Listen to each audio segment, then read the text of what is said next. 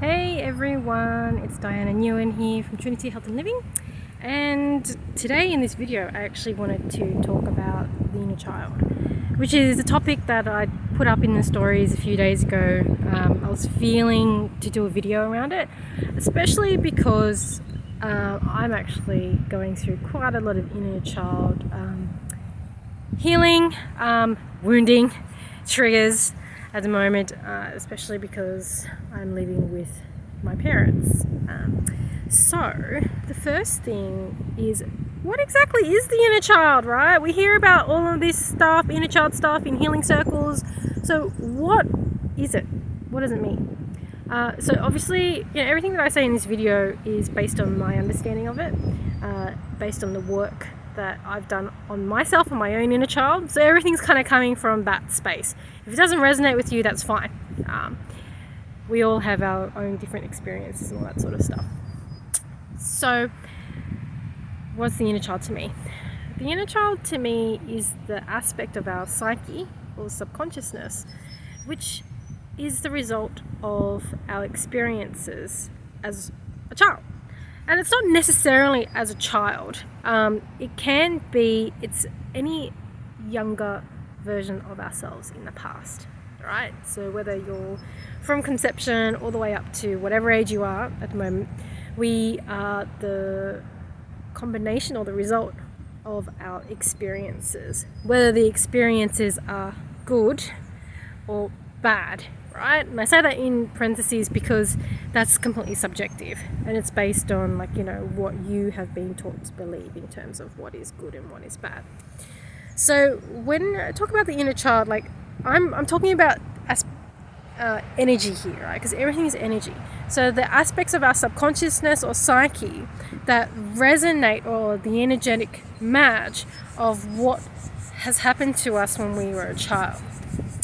Now, how this plays out in our lives is pretty much like, have you ever seen yourself in a situation where you've been really triggered and you act out or react in such a way that is almost illogical, and it's in the heat of the moment, you can't even control how you're reacting to the situation, right? But then once that emotional charge or the moment passes, when you look back in terms of what your behavior was, you kind of go, where the hell did that come from? Because it made zero sense whatsoever. That's an example of the wounding of your inner child. So something happened to you in the past, which is the same energetic match of what was going on in the heat of that moment. And so what happens is we revert back to what we were taught or learnt back in that moment as a child and react as a child to that situation. That's kind of why when we look back and we go, oh my God, my reaction made zero sense whatsoever as an adult. That's why. Because there's some energetic match from what's happened with your inner child back then that hasn't been resolved, that then plays out in the current situation, because the energy matches of both situations are exactly the same. So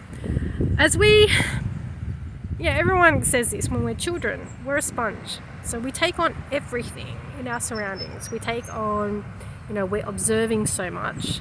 If you have children, you'll see how much they learn and how much they observe, right? So they're taking in behaviors of the people who are their caregivers. And at that point, what happens is you're actually then taking on beliefs and, programming of the caregivers as well. And the result of all of that then forms who we are as an adult, right? And so a lot of the times, that's why when we are an adult and we react in certain ways to certain triggers, it's because it's something that's happened to us in a similar way as an inner child, okay? So before I go on, I just want to say that the inner child is not only, the wounded inner child, which is those aspects of ourselves which perhaps need to be loved and to be understood. a bit more. Wounded is what many people would say. But the other aspect of the inner child is the one which is positive and playful and joyful. And so, there are sometimes, even as adults, right, when I'm blowing bubbles for my son, I get really excited about it. And that's the aspect of my inner child that really likes play. Okay? So the aim of all of this work with our inner children, because our inner child's at various ages, right? So it depends on what's happening at the present moment that's triggering you, that will then take you back to yourself at a certain age. Okay? So the aim with inner child healing is essentially to parent your inner child, parent yourself. Because a lot of times our parents were not given the right tools and had their own, beliefs and all that sort of stuff. They couldn't meet our needs as a child. And so the more that we work on parenting ourselves, otherwise known as self-love, and I'll go into that a little bit more, then you'll find that it's a lot easier for you to be able to navigate your world as an adult. You'll get less reactions or triggers to certain situations. I'm not saying this is going to happen all the time, because there might be other karmic stuff that's applying, but when it comes to inner child, this is what happens, right? And the more you get your inner child to trust you as the parent and not your actual parents, then you become a lot more empowered, and miracles can happen because you're in that state of owning who you are and really being in your power as opposed to giving it away. So I'll give you an example of my wounded child phrase. So when I grew up, because I didn't have any other reference point, I thought I was in a great family. I thought I was in a loving family. I kind of got whatever I wanted, and had a roof over my head, all that sort of stuff. My parents were quite strict, so they'd tell me what to do, and at that point I was kind of happy with being told what to do, because I don't know how to navigate this world. Like, you've lived this world more than me, so sure, if you tell me to do this, I'll do this. If you tell me that this is what you do in order to be good, then I do that, right? So I grew up not really rebelling against my parents, doing whatever they did because I was the good girl. It wasn't until I was a little bit older, teenager, that I began to think, this whole thing about respecting your elders, I don't know what it is like in your culture, but in the Vietnamese culture, Asian cultures, like, respecting elders is big, right? Just because they're old means that you have to respect them. I started to think, that doesn't make sense, because if a person's not acting from a place of integrity, why do I need to respect them? Right? That sort of thing. Anyway, let's go back to what I was talking about before, control. So I was more than happy to be told what to do. I would get good grades, but there was never really any words of encouragement around the grades. It was just, well, you could do better. Because that was my parents' way of, I guess, pushing you to strive to be the best or whatever. I look back now and I think that's really warped. But anyway, so that's one thing that was happening. Okay. So then I moved through life, and I realised that, oh, hello, black cockatoo, right here. There you go. Transformation. It's a symbol of rain, but also transformation as well, right? So I go through life and I do the healings, and I realise, oh my God, how much have I been in control? And I was a very, very angry teenager. I was very, very angry adult. And it all stemmed back to this whole thing about being controlled, being told what to do. Because I didn't want to be told what to do. But I didn't know that when I was a child, right? Because that's what's happened. So when I did, the work, as much as I could anyway, but then coming back home really triggered it, because it's, once again, my parents are telling me what to do. Once again, there's nothing positive that comes out of their mouth. Everything that comes out of their mouth is negative. And so that begins to trigger me. Even though I've done the work, it's triggering me on a really deeper layer. right? So what do we do in terms of those triggers when you can get to the point where you can observe? Because I understood that my anger and my resentment towards my parents were coming from the fact that they were controlling me and they were criticizing me, which also then led me to see that I didn't take criticism very well or being told what to do very well, and I'll become very defensive because that's how my parents were. So what do we do about it, right? So with inner child work, it's important to actually honor that aspect of yourself that feels hurt or that feels triggered. Understand the trigger.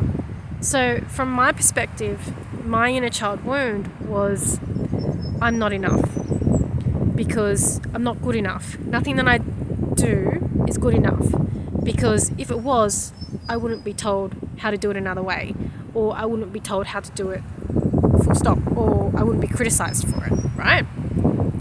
So that was the core wound, because my entire life, all I've been trying to do was to get acceptance and to be seen by my parents. But what I'm realizing now is that they have a version of myself in their mind and I can't get past that. And they also have their own woundings around not being enough and all that sort of stuff coming from their parents and the way they were parented and blah, blah, blah, blah, blah. So for me, it's about tapping into that aspect of ourselves. And I'll talk about how we do this later. And making that real choice to step away from that pattern, understanding that the thoughts and the beliefs around me not being good enough is actually not mine. It's something that I've taken on from my parents. But also looking at the situation and thinking to yourself, okay, if I was in that situation as a child, what would I as an adult do or say to that child, right? So in this situation, how I pretty much got out of the trigger was I stood up for my child. I spoke to my parents, or my mum, and I said, look, I don't appreciate how you talk to me. I feel really sad and hurt when all you do is just criticize me and you say nothing positive, when you don't even see the small things that I do for you, but you really harp on about the one thing that I missed. It makes me really sad. My mum's reaction to that was denial, defensiveness, and gaslighting. So pretty much invalidating how I was feeling around the situation. And then I understood, look, I can't change my parents because my parents aren't willing to do the work. They don't have the empathy. They don't have the observer mode to be able to see what they're doing and the impact that it has on other people. So in that instance, I kind of said, look, to myself, and this is to my inner child, I said, what I have done is I've stood up for you. I've said what has been festering away within that you, my inner child, has wanted to say for a very long time. And I feel good about it because I've at least said it.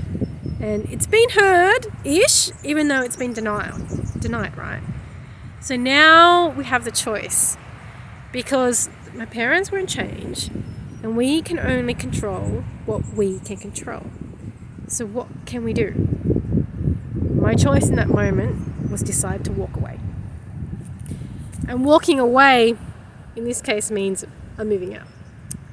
Because I don't deserve, and my inner child doesn't deserve, to be treated like that. And that is a form of self-love, right?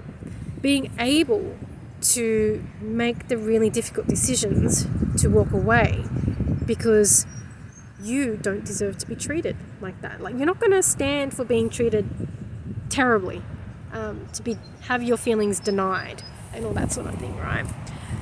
And so once I made that decision, now the dynamic at home is actually very different. I don't get triggered anymore. Like, I don't care, because I know what my solution is, and I know what I have to do to get there, right? So when it comes to inner child healing, the first step that's required is to connect with your inner child, which is to really honor those aspects of ourselves that we've been suppressing, those feelings. So what happens, a lot in spiritual circles actually, is when, we see ourselves being treated terribly by other people. What happens across is that we say, oh, hurt people.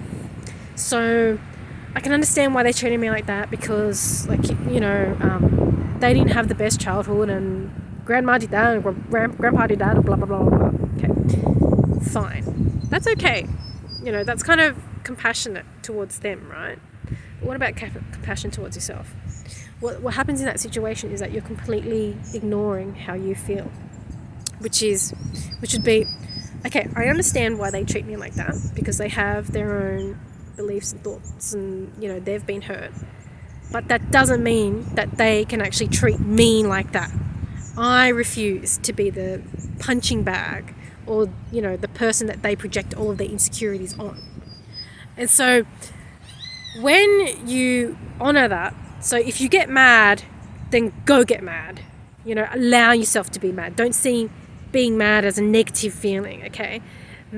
Being angry in some ways can actually be seen as a strength, because it means that your boundaries are being violated and you need to stand up for yourself, okay? So yeah, obviously try to extricate yourself from the situation in terms of allowing yourself to feel the emotions if you feel the need to. In my case, that's what I've always done, because my parents do not have the capacity to hold the space when someone is emotional. They will yell at them, or they will ignore them. And in the case of my son, they call him naughty. Right?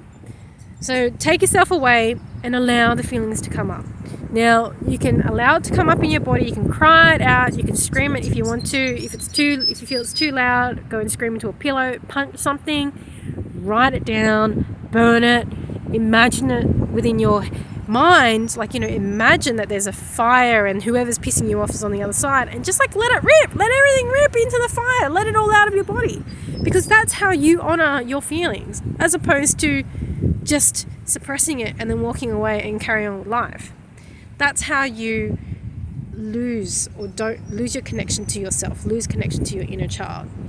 If you want to gain your inner child's trust, and if you want to be able to live a life where you're making more conscious choices for the better, as opposed to letting your subconscious, i.e.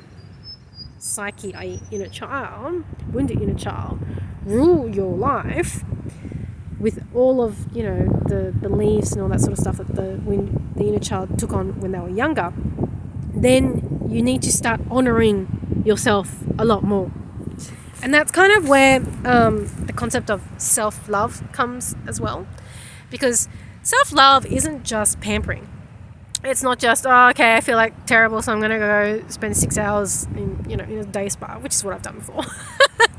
It's more than that. It's the ability to be able to tap into yourself and really understand what your deepest needs and desires are, and then putting things in place, putting boundaries in place in order to get them met.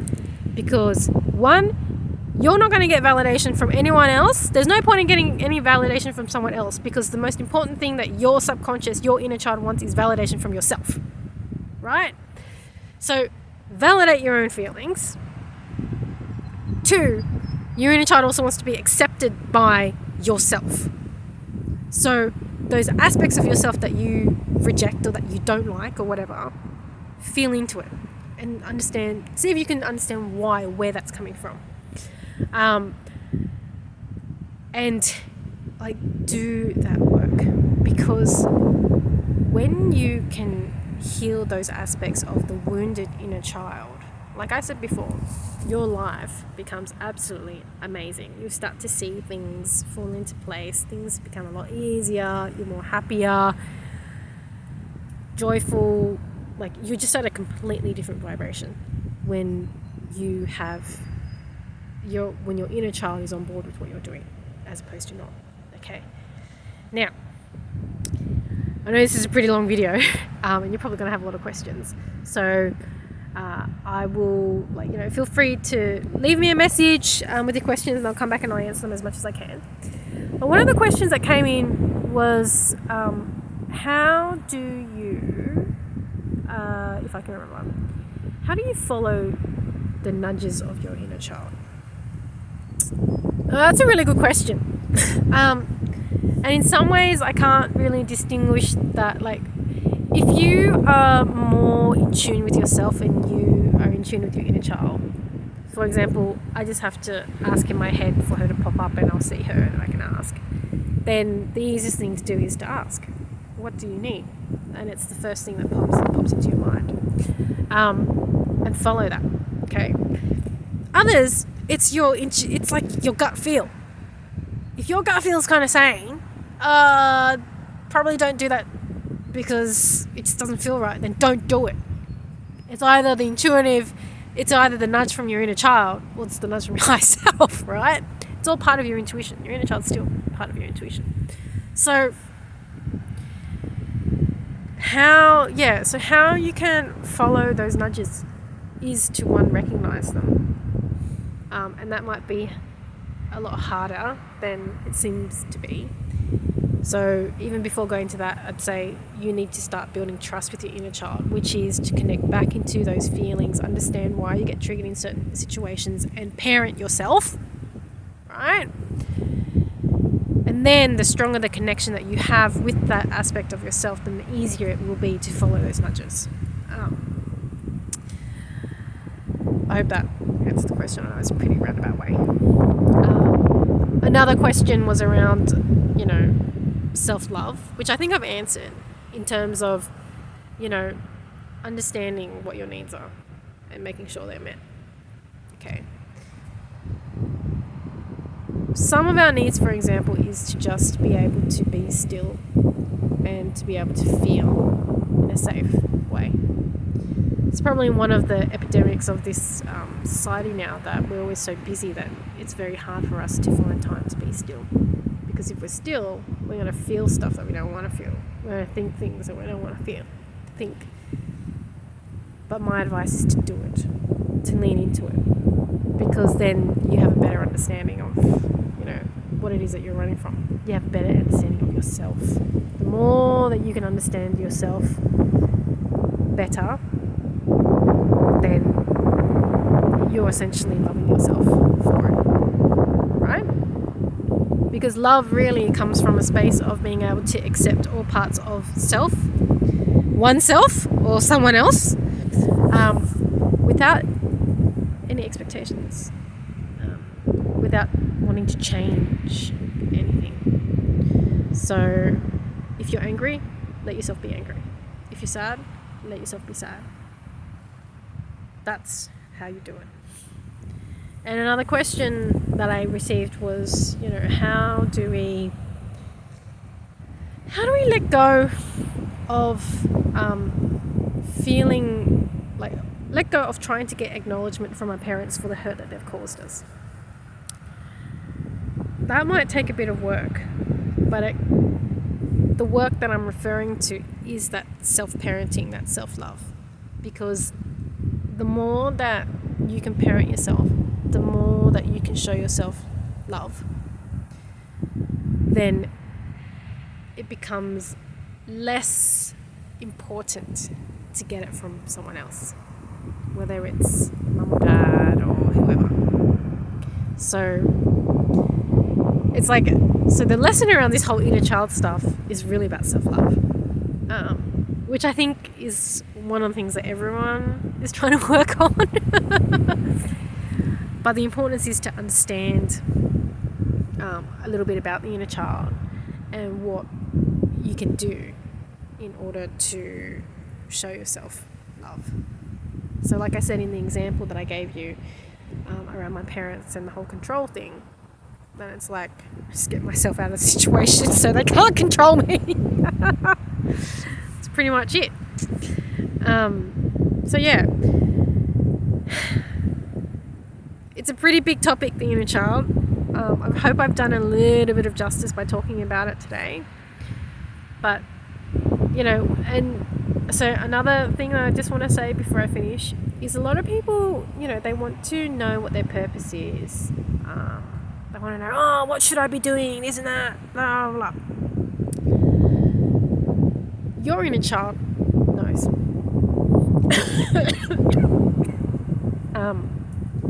Your inner child knows. And the most simplest thing to say about that is do whatever brings you joy. Sometimes, what was that dream that you had when you were a child that you wanted to be? What was the thing that made you really excited? I remember I had a childhood friend lived across the road from me, and we'd go over to each other's houses and stuff when we were young. And whenever she came over to mine, we had this really funny thing where we'd go get an empty Johnson & Johnson baby oil bottle, and I'd fill it up with stuff. So there might be a little bit of baby oil left. Then I'd go put some detergent, soap and stuff, water, or whatever. But we were making magic potions. And, we're squeezing it and all these bubbles come up, and we were just laughing and laughing. It was hilarious. We had so much fun. For me, it's almost like, being able to feel that joy. And funnily enough, it's pretty much what I do in the shamanic healing, which is not necessarily create potions, although I do create the sprays, but it's being able to play with energy and create magic, which is a real fun part of it. And we do that and we heal ourselves, right?